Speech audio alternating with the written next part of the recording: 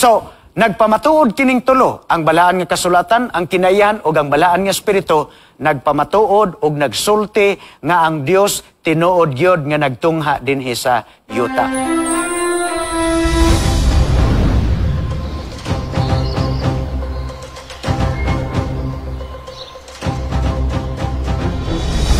Maluluyo na mo nga Dios, anakas kitasan sa mga langit. Karong gabi na nagaduol na usab kami kanimo sa paghangyo. Nga imo na usab kaming manduan o giyahan sa among pagtuon karon nga gabi. Imo kaming ubanan sa amo nga hisgutan nga mga mensahe nga among kutloon gikan sa balaan nga kasulatan. Kini nga mga pulong sagrado ug balaan, kami makasasala Ginoo. Mao nga gihangyo namo ikaw nga imo kining itudlo o gihatod ngadhi kanamo uban ang hingpit nga pagpanabot pinaagis pagmantos balaan nga espiritu. Pasaylua kami Ginoo sa among mga sala, pasaylua kami sa among mga kapakyasan, pasaylua kami sa tanan namo nga mga tawhanon nga mga kaluya. Amo kining gilauman nga maangkon, gilauman nga madawat sa among nga kinabuhi tungod lamang sa ngalan ni Kristo Jesus nga among personal nga manluluwas. Amen. The discouraged man. Mao ni ang atong topik ko karon. Mao ni nga sugilanon ang atong hisgutan. Ang usa ka tawo nga naluya. Ang usa ka tawo nga nadiskoryo. Of course kini ato man ni nga kasinatian pod sa ato nga kinabuhi. Doon na may mga panahon nga maluya ta. Doon ay panahon nga madiskoryo ta. Kana bitawng nagampo tas Ginoo unya ang atong giampo dugay o baka wala gyud matuman sumala sa atong gihangyo. Sumala sa atong gusto. O baka doon ay mga panahon sa atong kinabuhi nga naningkamot tag maayo. Unya sa sobra na tong paningkamot, ang atong gihandom wala gyud matuman. O sa atong pagpaningkamot wala magmalampuson ang atong mga kahago. Ang atong pagpaningkamot wala siya nagmalampuson. Kanang mga butanga, mga igala, muhatod na ngadto sa pagkadiskoryo, muhatod na ngadto sa kaluya. Og normal na siya nga pagbati og kasinatian sa tao. Tanan kasinatian na. Kanang mga adunahan, mga dato, nakasinati.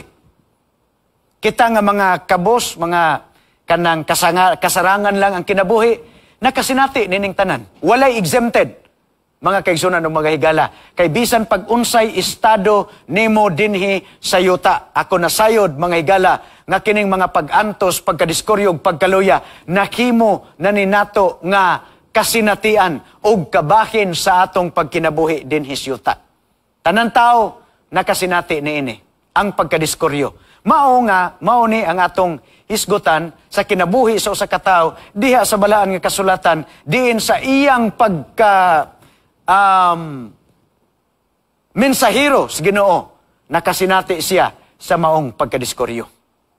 God speaks to men through the Holy Scriptures, through nature, and through the Holy Spirit.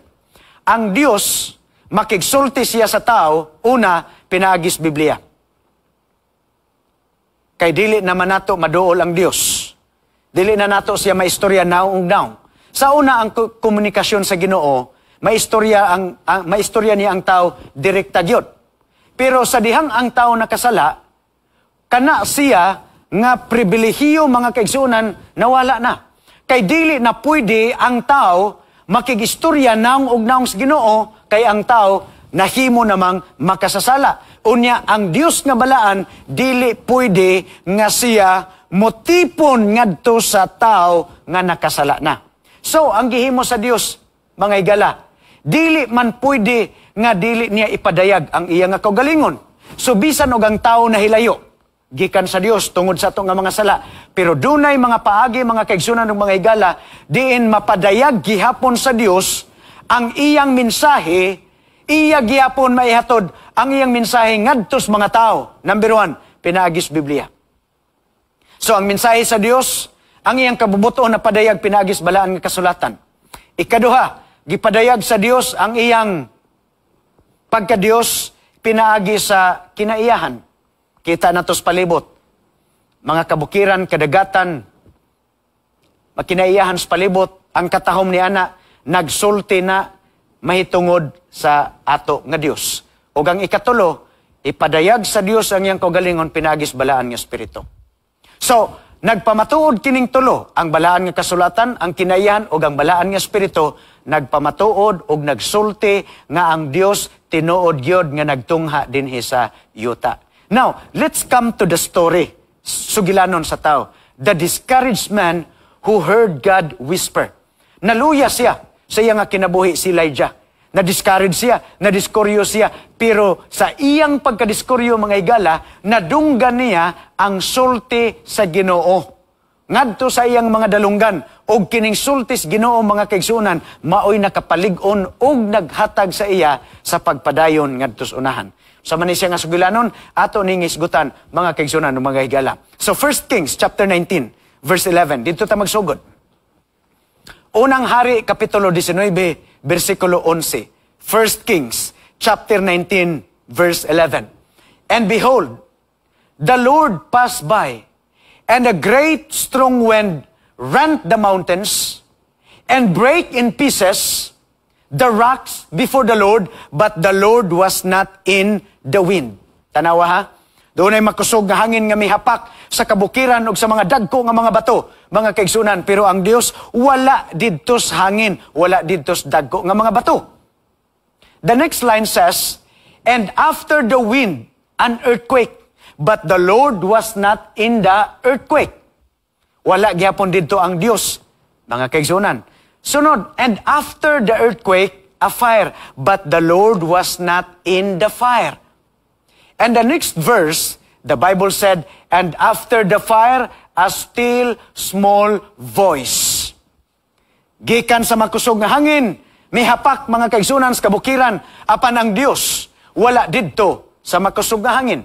Misunod ang linog nga makusog, apan ang Dios, wala didto sa linog nga makusog. Misunod ang kalayo, mga kaigsunan o guman sa kalayo, nadungog ang tingog sa Dios o ang tingog sa Ginoo. Ngadto kang Elijah. Ang pangutana, what did God whisper to this man, Elijah? Unsa man ang gisulti sa Dios? Unsa man ang iyang gihunghong ngadto kang propeta Elijah mga kaigsunan niining higayuna sa iya nga kinabuhi. Again, we cannot talk about all the details of the life of Elijah because that will cover a long narrative of his story. Kinila nga sugilanon diin, didto siya na discourage og naluya. Unsa na nga kasinatian sa iya nga kinabuhi. So, unsa ang gisulti sa Dios? Okay? Ngadto kang Elijah. Unsay gihonghong sa Ginoo? Verse 13 mga kaigsunan atong mabasa. And behold, a voice came to him and said, what are you doing here, Elijah? Unsa bay imo nga gihimo dinhi? Pasabot mga kaigsunan, dili to maong lugara og dapita ang gisugo sa Dios nga adtuan ni Elijah. Mao nang nangutana siya, unsa may imong gihimo dinhi? Nganuman, kay actually Elijah was actually running away from God. Elijah was running away from his job. And he had resigned, mga kaigsunan, but God had not accepted his resignation. Gusto na siyang mopalayo gikan sa presensya sa Dios. Gusto siyang mopalayo gikan sa iyang buluhaton. Gusto siyang motalikod gikan sa iyang pagkaminsahero. Gusto siyang motalikod gikan sa iyang pagkapropeta. O gusto na siyang muundang, mga kaigsunan, sa iyang pagkapropeta. Gusto na siyang muundang sa iyang pagkaminsahero sa Ginoo. Gusto na siyang muundang sa iyang pagkamanalagna, pero wala kini dawatas Ginoo. Kay ang Dios, do na pa'y gustong ipakabot, pinaagi kang Elijah. Do na pa'y gusto nga ipahimo ang Dios, pinaagi kaniya, mga kaigsunan. Ugon sa mana, ato na nga hisgutan. He was not in the place where he could do his work. And this whisper reminded him of that fact. Ako na nang gisulti sa inyo kaganiha. Wala siya sa lugar. Diin didto ipahimo sa Dios ang buluhaton nga gihatag ngadto sa iya. Og kining tingog sa Ginoo nagpahinumdum ni sa iya nga wala siya sa lugar diin didto siya ihatod sa Ginoo. Mga higala ang pangutana sa atong kinabuhi karon. Naabata sa lugar diin mao ang kabubuton sa Ginoo. Naabata sa trabaho nga maong kabubuton sa atong Ginoo. Naabata sa buluhaton nga mao ang kabubuton sa atong nga Dios. Naabata sa dapit mga kaigsuonan nga diin kita nagmatinumanon sa Ginoo. Naabata sa trabaho, naabata sa propesyon, naabata sa lugar, naabata sa mga kalihukan nga mao ang kabubuton sa Dios sa ato nga kinabuhi. And behold, a voice came to Elijah and said, "What are you doing here, Elijah? Unsa man ang imong nga gihimo dinhi? Dili ni mao ang lugar nga akong gisultis imo. Dili ni mao ang dapit nga ako nga gisultis imo nga motrabaho ka nga mahimo kang epektibo sa imo nga buluhaton."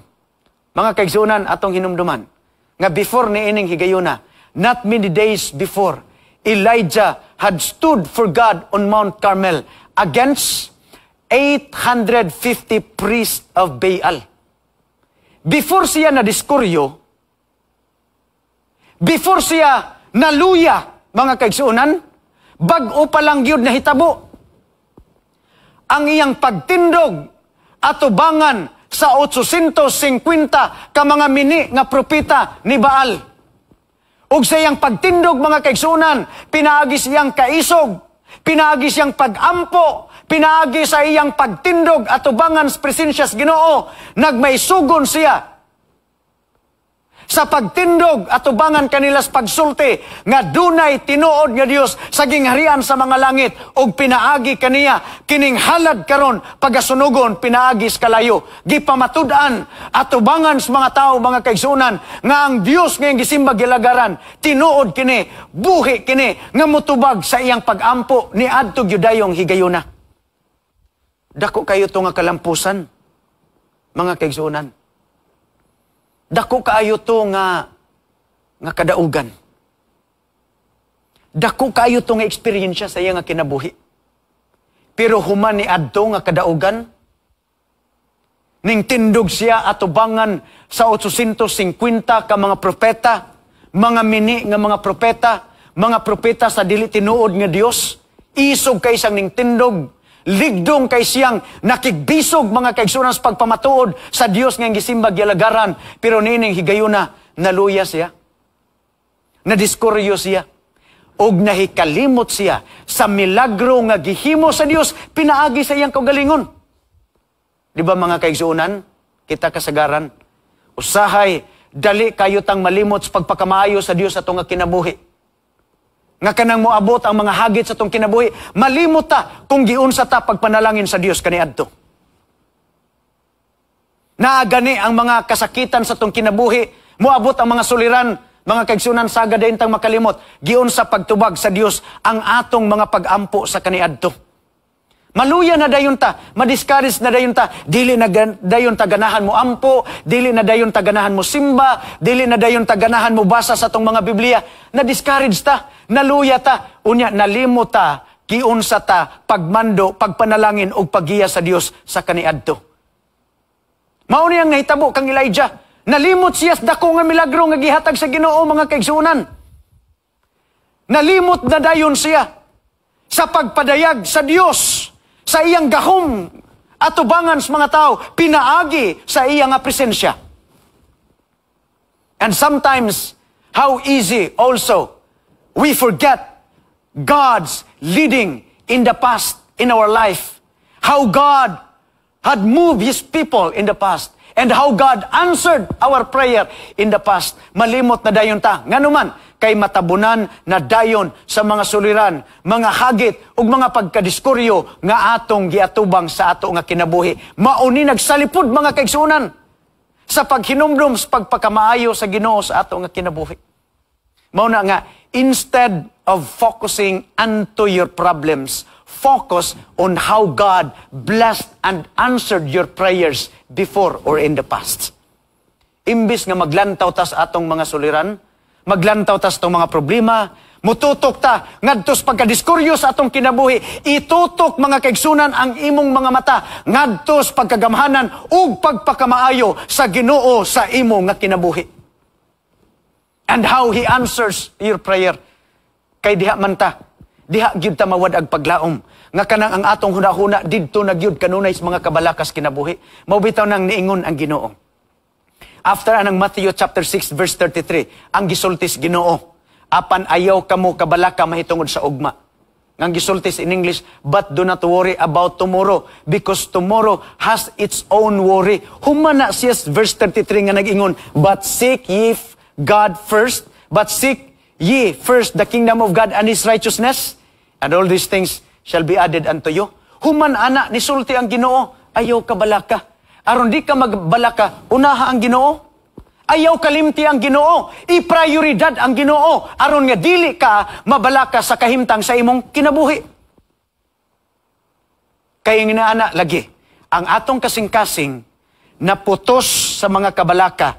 Imbis nga atong pusto ng atong kasing-kasing sa pagsalig sa atong Ginoo.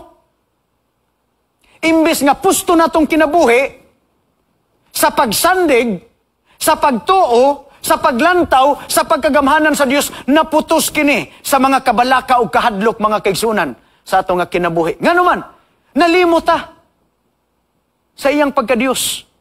Nalimot ta sa pagpanalangin sa Ginoo. Nalimot ta kung giunsa kita pagmando sa Dios kaniadto nga atong mga pagampo gitubag sa Dios ug nagpamatuod siya, gamhanan, nagpabilin siya nga buhi og tinuod nga Dios. And Elijah became so discouraged right after he experienced that victory in front of the prophets of Baal and Astoreth. Ug tanawa gun say nahitabo gun. Human ni adtong encounter mga kaigsunan ug mga higala, the Bible said in 1 Kings chapter 19 verse 2. Then Jezebel sent a messenger to Elijah saying, if by about this time tomorrow I do not make your life like the life of one of them. Kay human sa ilang encounter mga kaigsunan, they executed the prophets of Baal and Astoreth. With a sword, ilang manggipamatay ito, pinagis espada. So, this news came to Jezebel. And Jezebel said, tanawa, ugma, Elijah, anig yung orasa. So, in 24 hours mga kaigsunan, kung unsay gihimo ni Elijah ngadtos mga propeta ni Baal, maupod ang himuon niya ngadto kang propeta Elijah. And this might be the reason nganong naluya siya mga kaigsunan. And this might be the reason nganong nawad-an siya paglaom sa iyang kinabuhi. Why? Because Jezebel threatened to kill him within 24 hours. Nalimot siya, di ba? Nalimot. Pila to? 850 ka mga prophets.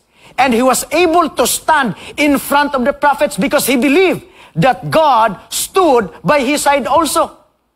Ngano bitang wato siya nahadlok si Elijah, kay nasayod man siya nga ang Dios nagtindog didto ug dili gid siya pakaulawan atubangan sa mga tao ug ang iyang hangyo ug iyang pagampo tubagon gid sa Dios, kay nasayod si Elijah nga uban niya ang Ginoo ug ang iyang pagampo tubagon gid sa pagpamatuod nga ang Dios nga iyang gialagaran tinuod atubangan sa mga tao ug mga propeta nga dili tinuod. Pero tanawa karon sa dihang githreatened siya, in 24 hours he will be killed by Jezebel. Tanawagon sa reaction ni Elijah. Instead of standing his ground, Elijah left the town in a hurry. Imbis nga, sa dihanggi, hulga siya ni Jezebel, nga patyon siya, in 24 hours pod, aron unsay nahitabo sa mga propeta ni Baal, maupod ang mahitabo sa iya. Pero imbis nga motindog pod siya sa pagpamatuod nga di siya mahadlok, malisang kay ang Dios magauban kaniya, mga kaigsunan ug mga higala, gibati niya ang kahadlok. Gibati niya ang kaluya. Ug tungod sa paghulga mga kaigsunan, mikalagyo siya gikan sa mao nga lugar. Ug tanawag unsay nahitabo.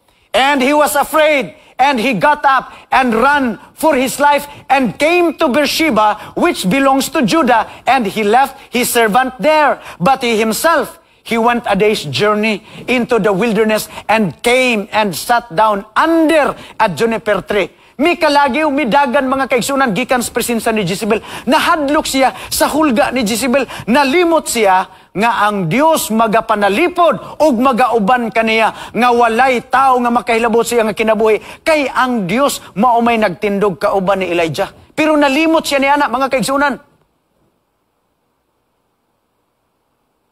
And this is also our experience sometimes. We forget that God is giving us protection. And we forget that along the way, God will also stand by our side.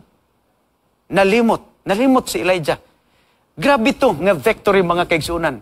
Standing in front of the prophets, proving to them that the God of Israel is the true God. Unya karon sa paghulga mga kaigsunan, mikalagyo siya, midalagan. Well, dili na to siya ma-judge. Pero tanawan ninyo. He's now sitting under the juniper tree. And because of this discouragement, to the point that he prayed to God. And this prayer is a prayer as a result of his desperation. Verse 3 and 4, tanawa. Upon reaching the juniper tree in the wilderness, he requested for himself that he might die. And he said, "It is enough, Lord. Ang yang ampo sa Ginoo, patiyan na lang ko. Igo na, Ginoo." Exhausted na kayo si Elijah, mga kaigsunan. He requested that he might die and he said to the Lord, "Lord, it is enough. Take away my life, for I am not better than my fathers." Ninghangyo siya mga kaigsunan, nga may pagmamatay na lang siya. Ug ningon siya, "Ginoo, igo na ang akong kakapoy. Exhausted na kayo ang akong kinabuhi. Please, take my life." Here is an utter discouragement of a prophet of the Lord. An utter discouragement of the messenger of the Lord who had just experienced a miracle in the presence and in front of many people, mga kaigsunan. Nadiskuryo siya, naluya siya, bago pa lang gyud na human ang dako nga kadaugan, mga kaigsunan, nga gipakita sa Dios, gigamit siya sa pagpamatuod nga ang Dios gamhanan at tubangan sa mga tao. Naluya siya, na-discourage siya, human ni adto nga mga kasinatian. And brothers and sisters, how often we in these days, and we find ourselves in the same condition also with Elijah. Kita sab, nining atong mga panahon na karon, duna pud tay mga kasinatian nga sama diha kang Elijah. Nalimot ta sa pagpakamayos Ginoo, na-discourage ta, naluya ta, nawad-an tag paglaom mga kaigsunan. Nganuman kay nalimot ta kung giunsa ta paggiya, pagmando o giunsa pagtubag sa Dios ang atong mga pagampo sa kaniadto. Tungod kay nalimot ta sa pagpakamaayos Ginoo, nalimot ta gahom sa Ginoo mga kaigsunan, na-diskoryo ta kay mas nahadlok ta, mas nabalaka ta kaysa ning salig tas Ginoo. We are tired. And we are exhausted. And we have tried so hard. We have done our best. And still, as we look over our lives, it seems that we haven't accomplished anything. Nagampo ta. Ang atong pagampo, wala matubag, sumala sa atong hangyo. Naningkamo ta, nagtrabaho ta, mga kaigsunan, nagsakripisyo ta. Apan human sa atong pagsakripisyo, human sa atong paghago, human sa ato nga mga pagpaningkamot, daw wala man lang tayo nakita nga resulta. Mauning naluya si Elijah, mga kaigsunan. O ato po ni nga mga kasinatian. Sa panahon nga dili nato makita ang resulta sa atong pagpaningkamot, maluya ta. Sa panahon nga dili nato makita ang resulta sa atong pagsakripisyo, maluya ta. Sa panahon nga nagtabang tag mga tao, pero di ay gikalimtan ratas mga tao nga atong gitabangan, maluya ta. Unya sa sobra natong pagpaningkamot, wala ray nahimong resulta, wa tay nakita nga kausaban, mga kaigsunan, maluya ta. Di na ta kakita ngadto sa unahan. Nganuman kay nasalipdan sa atong mga discouragement. Nasalipdan sa atong mga kabalaka. Wala na nato nakita ang presensya sa Ginoo sa ato nga kinabuhi. We have tried so much. We have done our best. But it seems that we haven't accomplished anything. And Elijah was tired. Gikapoy siya.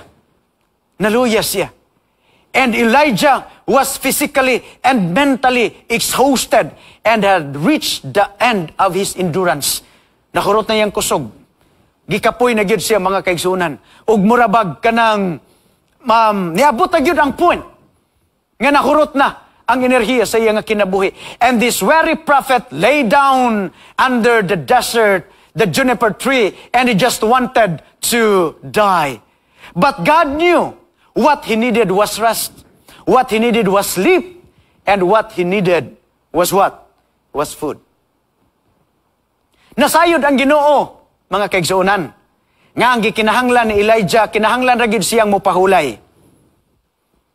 Nasayod ang Ginoo, nga ang gikinahanglan ni Elijah matulog. O nga ang gikinahanglan ni Elijah sa iya nga kinabuhi ang pagkaon. So kay gigotom siya, gikapoy siya, ang iyang gikinahanglan dili kay muundang siya sa iyang pagkapropeta ug dili nga gusto na siyang mamatay ug kuhaon sa Dios ang iyang kinabuhi. Ang nakita sa Dios nga gikinahanglan mupahulay ra nganuman kay gikapoy man siya. Muna nga usahay kita mga kaigsuonan. Kung kapoyon ta, pahulay. Kung madiscourage ta, pahulay. Maubitaw na nga ang Dios nagbutang gyud og Sabbath. 7th day, ikapito nga adlaw. Aron nga gikan sa tong pagtrabaho sa unang adlaw sa semana, ikaduhang adlaw sa semana, ikatulong adlaw, sige tagtrabaho ning kamuta, hangtod sa ikapat nga adlaw, hangtod pag ikalima ka adlaw, ikaunom nga adlaw, naning kamuta, pero pag ikapito nga adlaw, igahin ng orasa, alang sa pagpahulay sa imong kalag sa presensya sa atong Ginoo. Aron di takapuyon mga kaigsunan, gidisinyo nas Ginoo. Kanang semana nga dunay 7 ka adlaw, gidisinyo na sa Ginoo. Muna nga ang Exodus chapter 20 verse 10 nagsulti dito, and the 7th day of the Lord is the Sabbath of the Lord your God. Ang ikapito nga adlaw, igpapahulay na. Kay kita lagi, ako nang gisultis inyo, normal gid sa ato nga maluya tagkapuyon ta mga kaigsuunan. Unya kung di ta mo pahulay, muna nga ma-exhausted ta.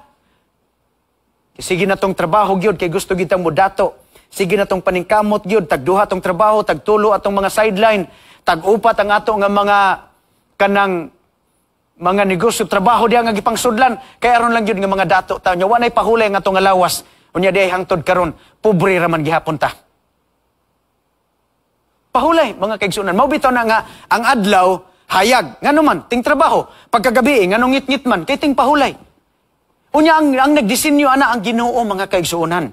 Kay inig ka adlaw, hala, pwede ka, trabaho ka, pero inig ka gabi, pahulay ka, usahay manggod kita. Sa ato, karon nga sobra lagi nga pagpaningkamot, adlaw, trabaho, pagkagabi, trabaho, gihapon ta, ang uban na bali, gabi, trabaho, adlaw mo pahulay, ug adlaw na matulog. Wala.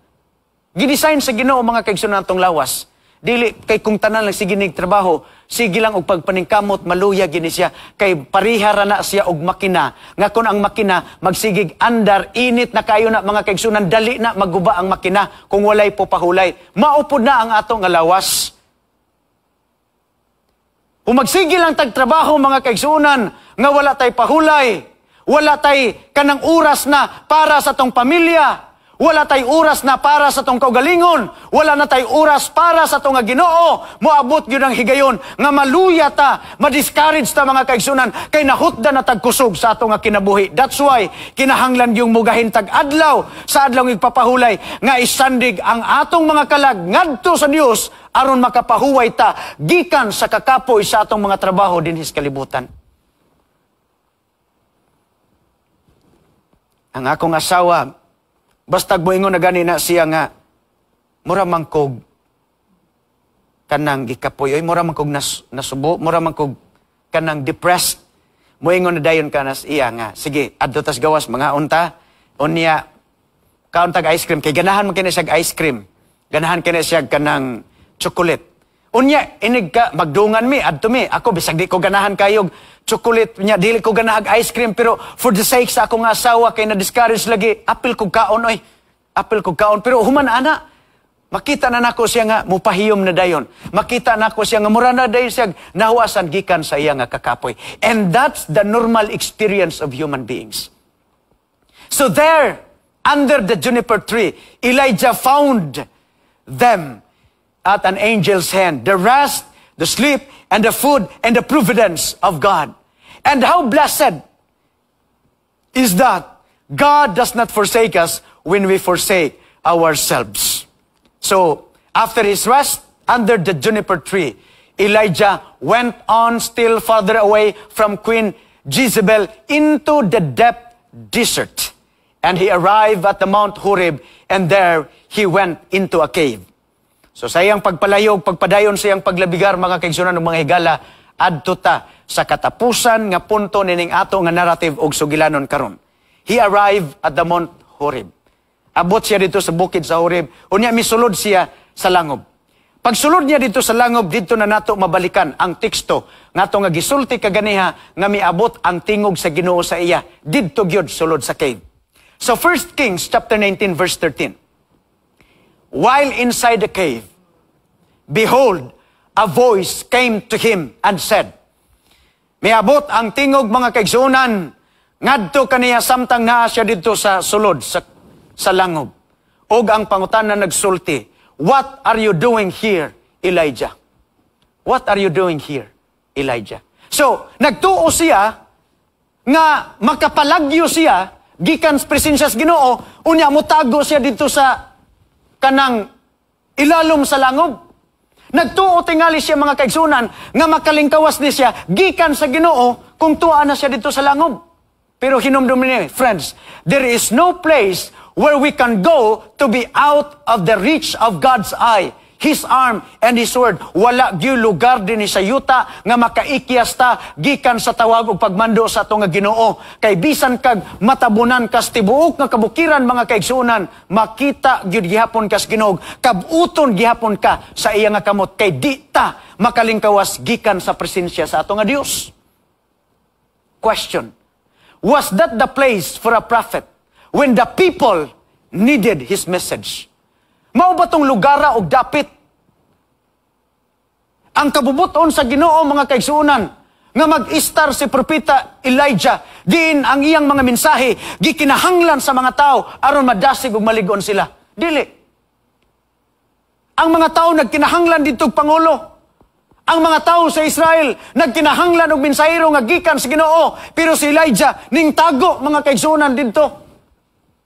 Gikinahanglan ang iyang presensya. So this is a question of the place where you are hiding in the presence of God. Pangutana ni.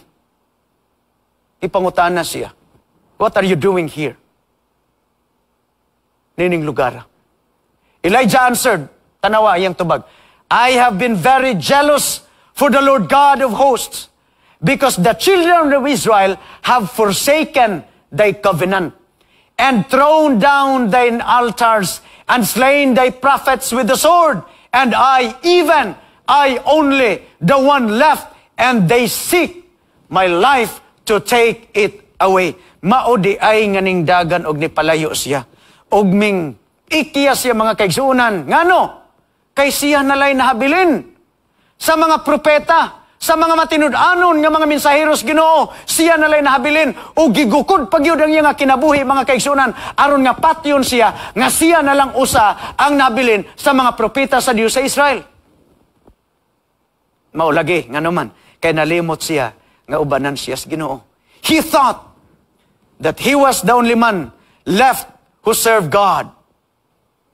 And Elijah thought that the enemies of God were trying to kill him.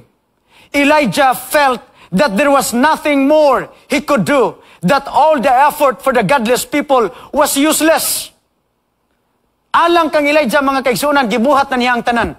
Pero wa man gihapoy resulta, may pagmuikyas na lang. Alang kang Elijah, nagwali na siya, nagampo na siya, naningkamot na siya, gihatag na niya ang tanan niyang mahimo, mga kaigsunan. Pero wa man gihapoy resulta, gigukod pa siya, kay patyon siya, gihulga ang iyang kinabuhi, mga kaigsunan. Munang mikalagyo siya, gikan sa presensya sa Dios. In verse 13, the Bible said, again, the voice came to him and said, "What are you doing here, Elijah? You are a prophet. This is not the place for you, because your people there needed your preaching, your inspiration, your encouragement. Nganong ni amang kadinhi, ang mga tao ni mo tuwa sa ubos, nagkinahanglan sa imong presensya, sa imong pagwali, sa imong pagpadasig. Nganong ni kadinhi, mga kaigsuunan, ang pangutana, kita naabak kita sa lugar diin gitawag tas Ginoo. Naabak kita sa lugar diin gipahaluna tas Dios. Naabak kita sa lugar, mga kaigsuunan, lugar diin gitawag sa Dios nga didto ta kay gamiton tas Ginoo nga mahimong panalangin sa uban nga mga tao. Naabot ta sa lugar, mga kaigsuunan, nga atong napasidunggan ng Dios. Naabot ta sa buhat nga atong nahimaya ang Dios. Naabot ta sa trabaho, mga kaigsuunan, nga atong napasalamatan ang Ginoo nga wa nato matalikdi ang atong pagpangalagad og relasyon sa Dios. What are you doing here, my friends, my brothers and sisters? Elijah received his orders from God for a still greater work than he had ever done before. And after giving his work, God whispered something to Elijah. So naigisulti ang Ginoo. Ang gisultis Ginoo mao ni, mga kaigsuunan. Take note. Ingon ang Dios kang Elijah. Elijah ay pagkabalaka. Verse 18. Because I have left me 7,000 in Israel. Doon na pa di ay nahabilin, mga kaigsuunan. Mikalagyo si Elijah kay nagtuo siya nga wala na'y nahabilin nga mga matinud-anon nga mga propeta kay gipamatay na didto sa Israel. Unya, nagwali siya, nagtudlo siya, nagbadlong siya, nga wa man lamay resulta. Pero niya gisulti sa Ginoo, Elijah, nasayop ka, because I have left 7,000 in Israel, of which all the knees which have not bowed unto Baal, and every mouth which hath not kissed him. Do na pa'y 7,000 Elijah nga nahabilin didto sa Israel, nga nagpabilin nga matinud-anon, wala mo luhod, wala mo halok, ngadto sa mga propeta ni Baal, ngadto sa mga Diyos-Diyos. Muna, you need to get up and go back to work and go back to where God calls you. Muna nga kita, mga kaigsuunan, kung naatas lugar nga nakita nato, nga wala nato mahimaya ang Dios, pamalandungi, mga pinalangga nga mga higala. Kung naatas trabaho, nga nakita nato nga wala malipay ang Ginoo, pamalandungi, higala.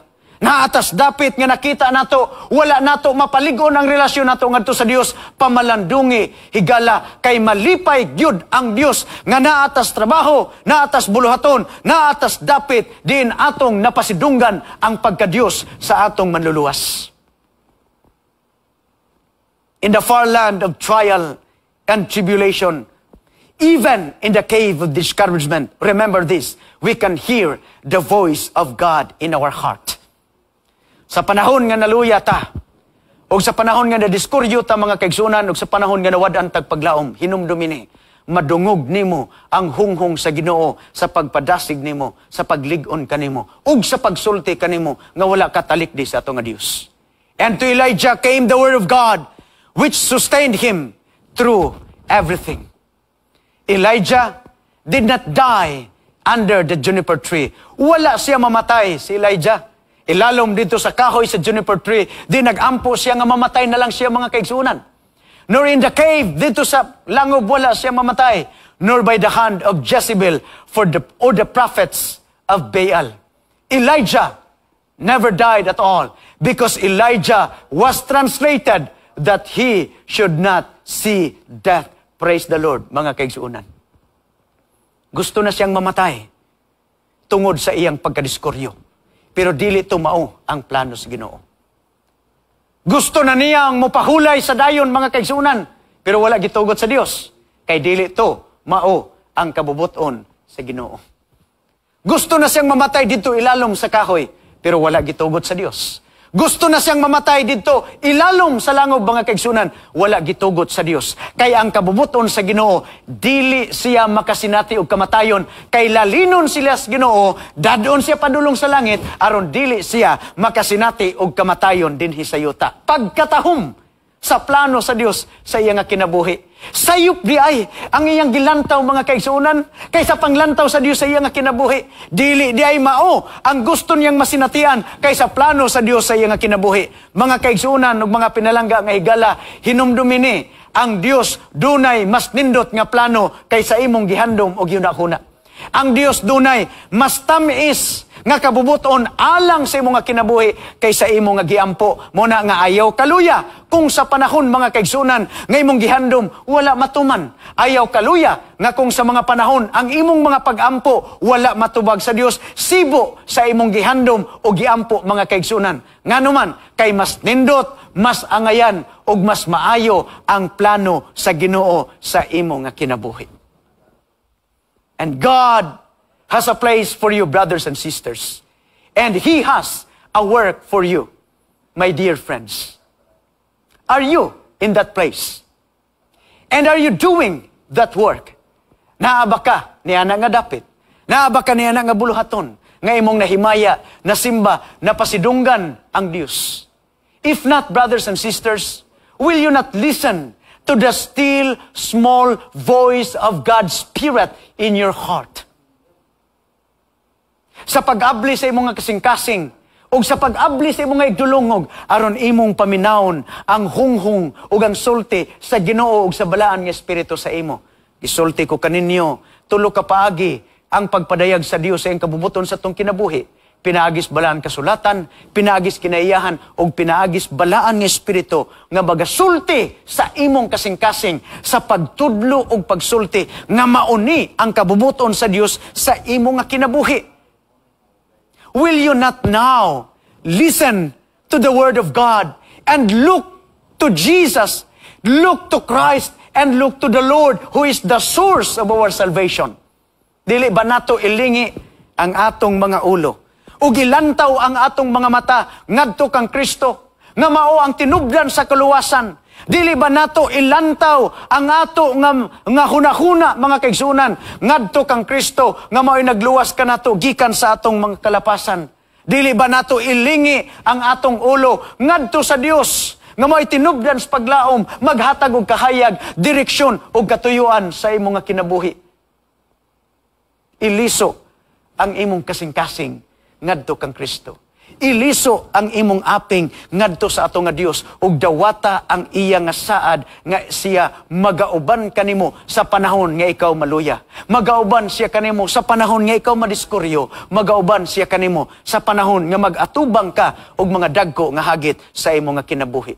You repent now and obey His divine word. Ikumpisal, itugyan, iuli ang imong nga kinabuhi ngadto sa Ginoo.